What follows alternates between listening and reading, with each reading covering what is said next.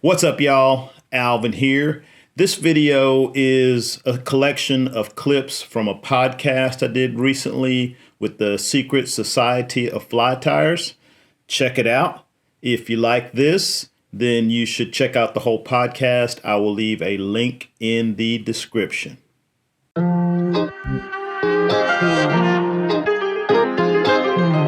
I started tying flies shortly after I started fly fishing, and partly because when I got my fly rod at 12, it was a miracle that my parents were able to find the fly rod in the first place, and there just weren't very many flies available out there. Maybe those little aluminum tins, with the little twist top that spun around that had like a different selection of flies, but they were garbage. And I was actually fishing for bass, panfish, and occasionally even in the salt. So I needed to get some flies, and I had been a model builder as a kid. So I had balsa wood, I had X-Acto knives, sandpaper, paint. And so I just started making, and initially my flies were mostly like balsa wood creation. So like frog patterns and poppers and stuff like that. And, I just made them because that was the only way to get them, And some of the stuff I made was pretty creative. Think about a 12-year-old kid with the hobby set. Some of these frog patterns. I don't have any of them. I wish I did, but I do remember some of the stuff I made, and I was like, wow, that was pretty wild. And I caught fish, so I was hooked on the tying aspect of it. Almost as quickly as I was on the actual fly fishing part of it.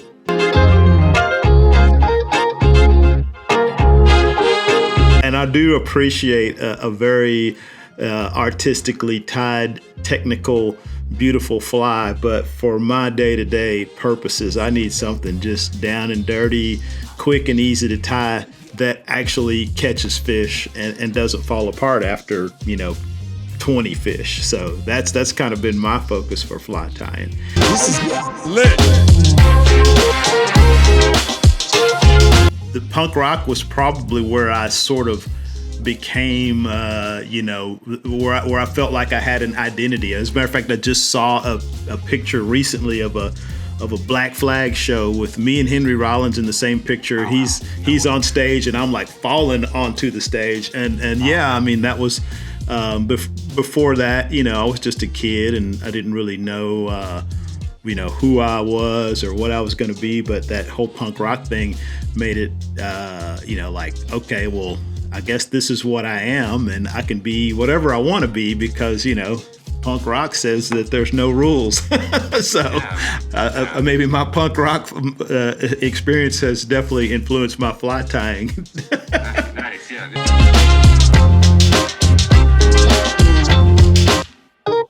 Everything. So when I moved to Austin, I don't know, it's like 17 or 18. And, I'd been fly fishing for a while since I was 12 years old.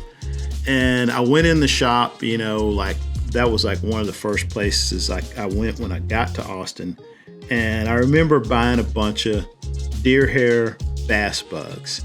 And I was like, I'm going to go out and I'm going to catch some big bass because there's a lake, power plant lake, just, close to town, easy access. I didn't have a boat back then. I just went out and waded the shoreline, and I was throwing this I think it was like a Dahlberg diver, I believe. And huge bass were coming up and just smashing this thing. And I didn't catch a single one. And I was like, oh man, what's the deal here? And I'd caught plenty of fish at that point, but for some reason I couldn't connect. So I'll go back to the fly shop the next day and I tell Joe Robinson, who's like the man, he was the guy that was in the Visa commercial.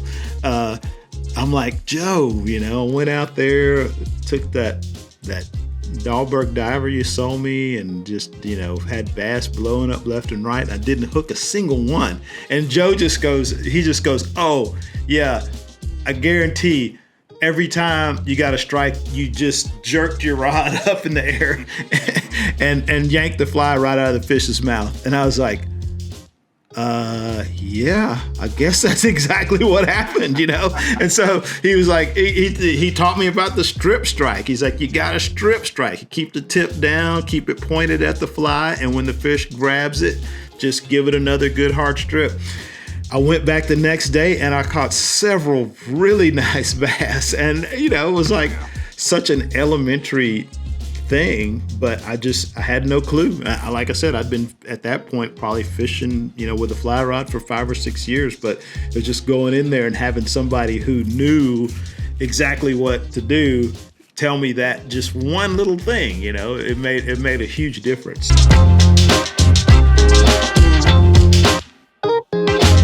I would say, and this will probably cover you for like 95% of the water, whether it's freshwater or saltwater. A clouser, a woolly booger, and one of my poppers or any other popper. Because depending on time of year, you can catch bass on the poppers, you can catch redfish on the poppers, you can catch all the other sunfish and stuff that are in our freshwater rivers and lakes. Clouser, popper, and a bugger, you know. Now, you'd want to have different colors and different sizes, but that's 3 patterns that I think would get it done anywhere in Texas, you know. All right. Once again, I want to thank you for watching the video. If you liked it, give it a thumbs up. You know, maybe subscribe to the channel, all that YouTube stuff. Hopefully, I'll see you in the next one. And in the meantime, good luck on the water.